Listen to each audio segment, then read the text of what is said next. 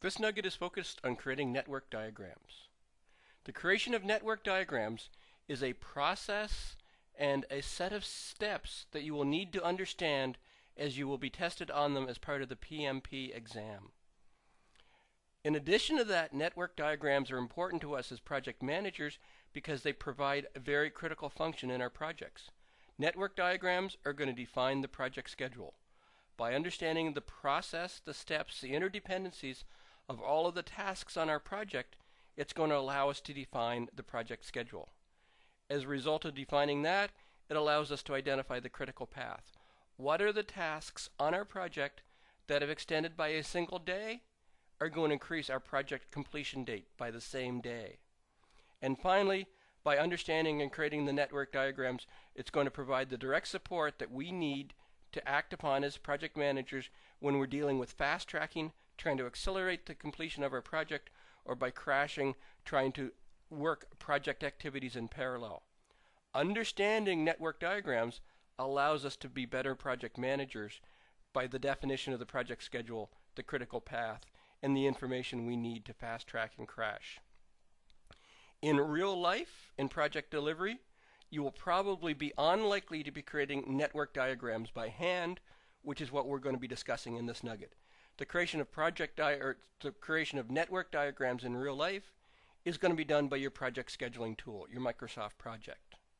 It will do everything that we're going to discuss in this nugget for you automatically as a result of using Microsoft Project.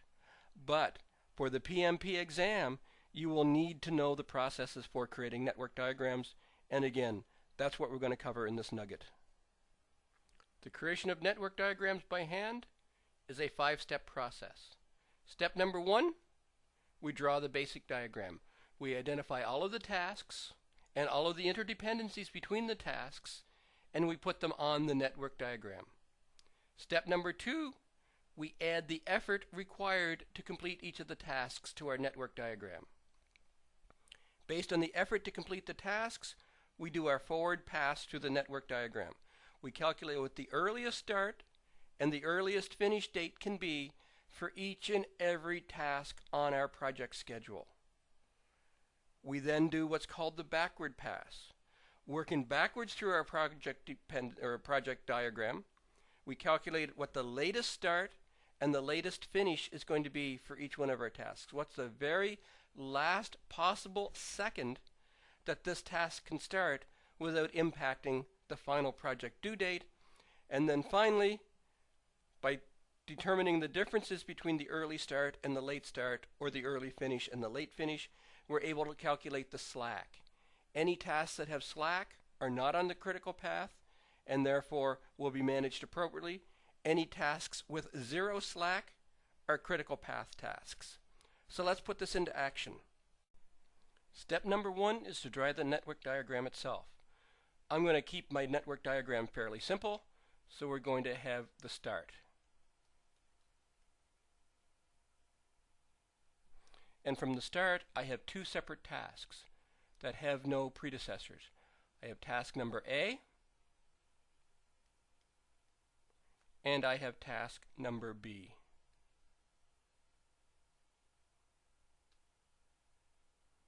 Off of task number A, I have a successor task that I'm going to call task number C.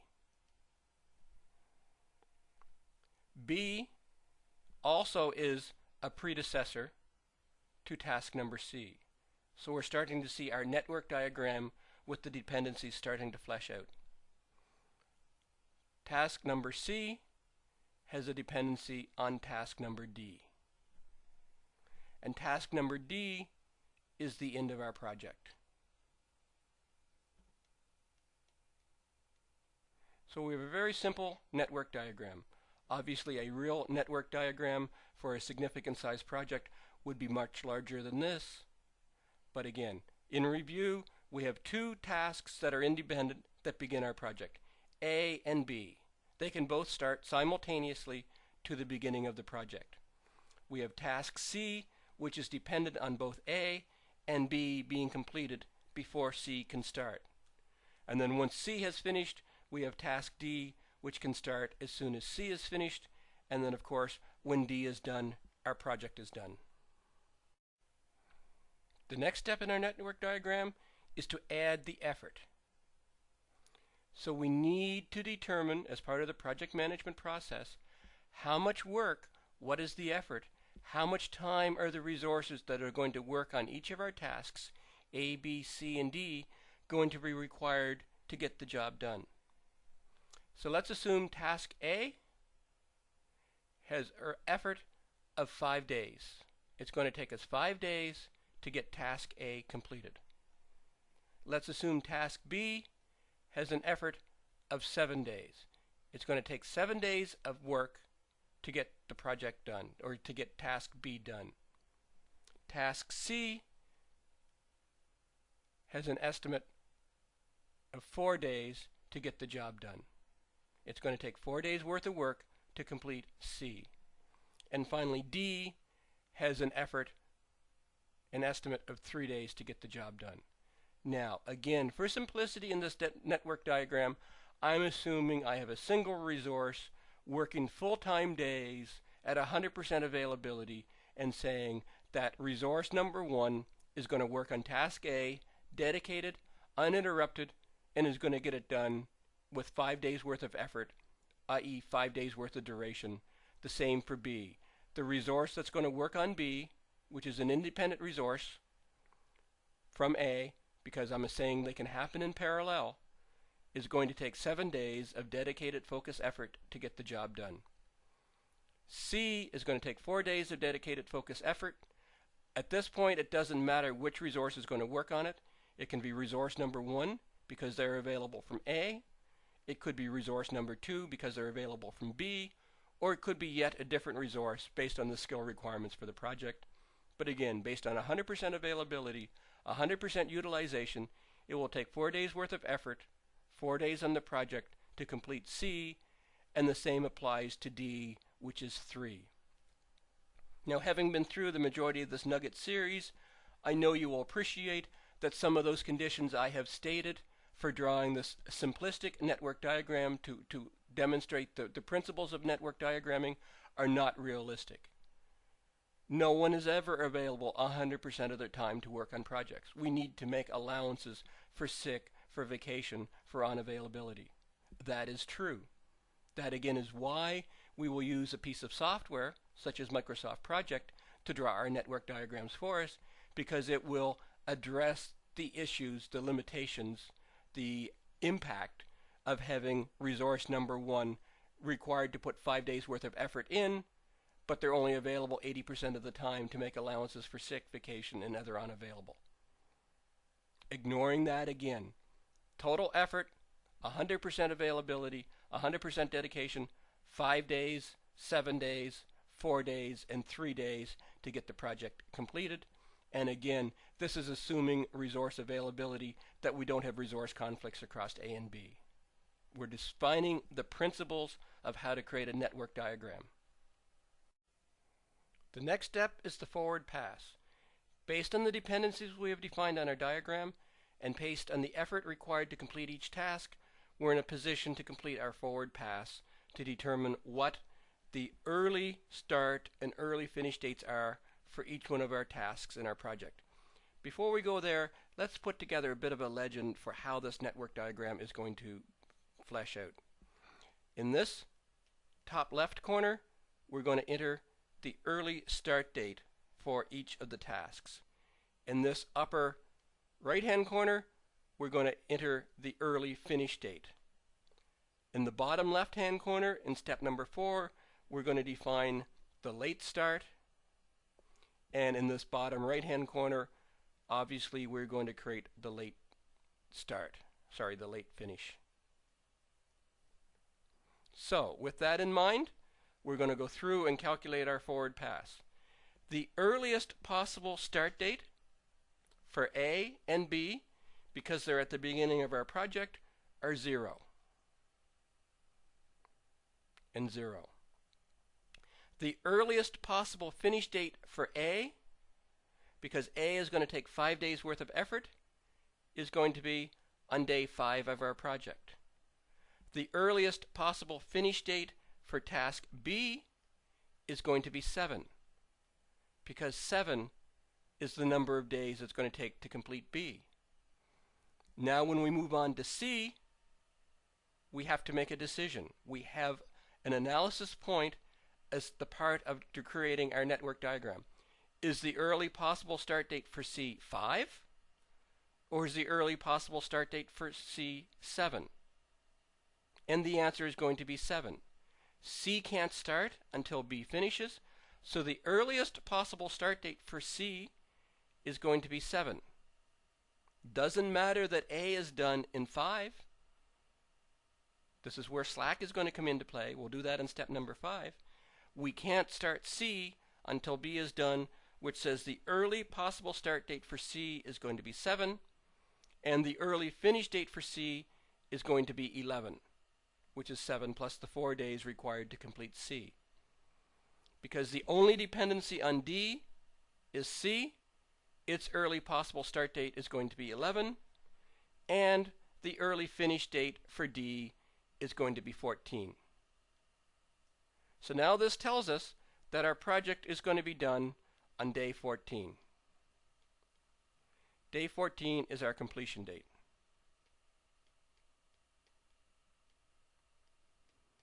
That's what the forward pass is going to do. It's going to identify what the earliest possible completion date for our project is going to be, which is the network diagram based on the early start and the early finish dates for each of our tasks, taking into account dependencies between tasks.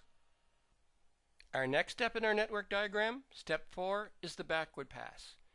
It's basically a repetition of what we did in step 3, but we're going to work in the opposite direction from the end of the project back towards the start, and we're going to calculate what the latest possible start date and the latest possible finish date for our project is going to be, allowing us to preserve the completion date of 14. So with that in mind, the latest possible finish date for D3 is going to be the same as the early finish date for D3 because that is the end of our project. The latest possible start date for D3 that's still going to allow us to complete on 14 is going to be 11, which is the 14 minus the 3, which is the number of days required to complete our task. When we move that backwards to C, again, if D needs to start, the only dependencies between D and C is the single dependency. That tells us that the latest possible finish date for C is going to be 11. If it doesn't finish by 11, then D is not going to start, and therefore it's not going to finish, and we're not going to meet our day 14 completion date. Same applies. The latest possible start date for C is going to be day 7, which again is 11 minus 4.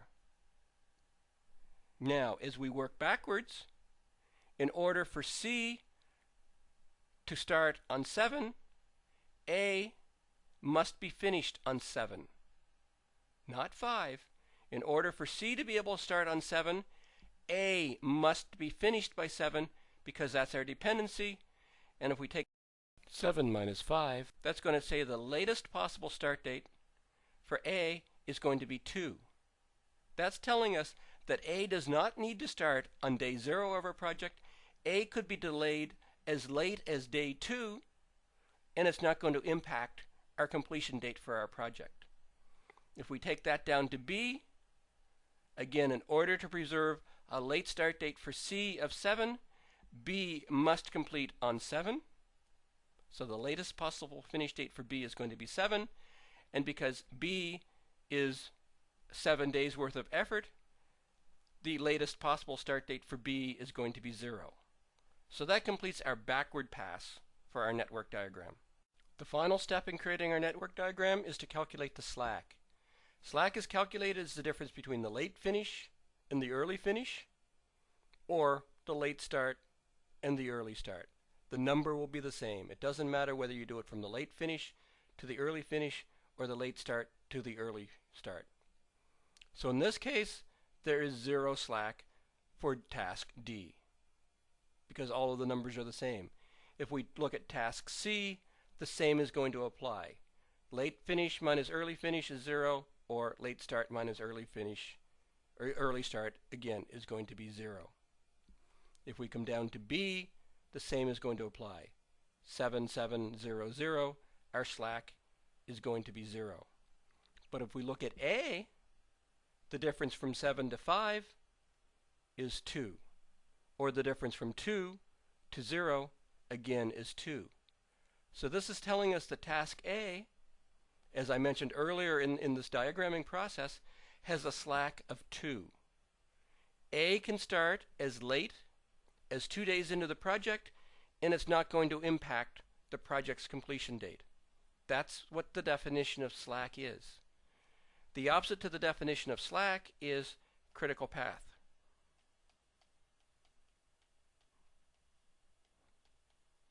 And critical path is any task where the slack equals 0. So this tells us B to C to D is our critical path.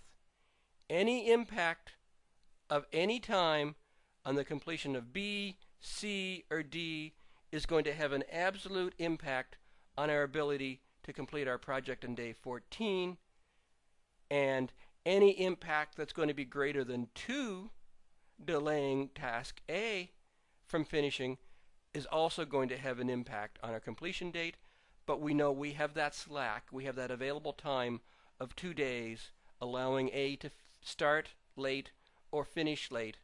That's still not going to impact our ability to complete our project on time. That's the 5 steps associated with drawing network diagrams by hand. Step 1, you draw the tasks and identify the dependencies. Step 2, you add the effort required to complete each task. Step 3, you complete the forward pass. We calculate the early start and the early finish for each task on your network diagram. Step 4, you calculate your backwards pass, working from the end of the project back towards the front. You determine what the last possible day the task can finish on to allow you to still meet your project completion date, and therefore you're able to calculate the late start date. You work backwards and you do your backwards pass all the way back to the start of the project across all networks, all dependency chains in your diagram. And then finally, step 5, you calculate the slack, which is the late finish minus the early finish, or the late start minus the early start. One is as good as the other, and you determine where the slack is on your project. In the very simplistic diagram I just drew, which is represented here, I only talked about a single term called slack. In reality, there are 2 different terms for slack. There is free slack, which is task slack, and there is total slack, which is project slack. The difference between a task slack and a free slack and total slack is not evident, does not exist in a very simplistic diagram such as we just went through. The only slack was here, in which case the task slack for task A was 2, and the total slack for the entire project was 2. But if you consider a much more complex diagram where there are many more paths through the diagram, and let's just arbitrarily say that our critical path is this route right here. So the diagrams that I have encircled are my critical path. So A, B, C, D, E, and F, for example, are the critical path. They all have 0 slack. It doesn't take a lot of stretch of imagination, and I'm not going to go through the math, to see that this task could have a slack of 2, and this task could have a slack of 3, and this task could have a slack of 4, and this task could have a slack of 2, and so on, as you're working through the various dependencies as you calculate the backward pass for this complex diagram. So each of the individual tasks are going to have free slack or task slack. The total project slack is the latest possible start date that any component to the project can start that is still going to preserve the final finish date for the project. So free slack is task focused, total slack is project focused. On a simplistic diagram, such as we walked through, they're going to be equivalent. On a much more complex diagram, it's easy to see how individual tasks, because they're part of different chains, are going to have different amounts of free slack, task slack, and how the net is going to result in a total project slack, which is the latest possible date that any component to the project can start without impacting our ability to finish the project on time. I've been using the term slack throughout the discussions in this nugget. It is an appropriate term. It is a commonly used term. Another term often used instead of slack is float. The terms slack and float can be deemed to be synonymous with each other. So free slack or free float is the amount of time that an individual task can be delayed without impacting the start date for the next task. Total slack or total float is the total amount of time that a task can be delayed without impacting the finish date to the project. In this nugget, we've looked at the process for creating network diagrams. We understand as project managers the importance of network diagrams. It defines our project schedule. It allows us to identify the critical path, which gives us the support that we need to fast track and crash our project to achieve project success. This nugget focused on the manual creation of network diagrams, something we won't often do in a live project delivery situation, but it's important that you understand this manual process because I think it provides significant insight into the network process itself, gives you more of a feeling for how the project schedule, how the critical path has been determined, and is absolutely that you understand this manual process to answer some of the questions related to network diagram management on the PMP exam itself. There were 5 steps. You draw, you put in the effort, you do a forward pass, you do a backward pass, and you calculate the slack or the float, depending on which term you want to use. In the process of doing the forward pass, we introduced 2 new terms: the early start and the early finish. What's the earliest possible time a task can start? What's the earliest possible finish date a task can start? We talked about late finish. What's the last possible date a task must finish before it's going to impact the project completion date? And what's the latest possible start date that a task can start on, again without impacting the project's finish date? We talked about free, slack, float, and we talked about total, slack, float. Where free slack is the maximum amount of time that an individual task can be delayed without impacting the start date for the next task in the schedule. Total slack, total float is the total amount of time that an individual task can be delayed without impacting the overall finish date for the project. Having all of this information is equivalent to what you're going to get from your project scheduling tool as it defines the project schedule. The tasks with no slack, no float, are the critical path tasks, which then is the information that we're going to focus on for fast tracking and crashing the project. This concludes our nugget on creating network diagrams. I hope this video has been informative for you, and thank you very much for viewing.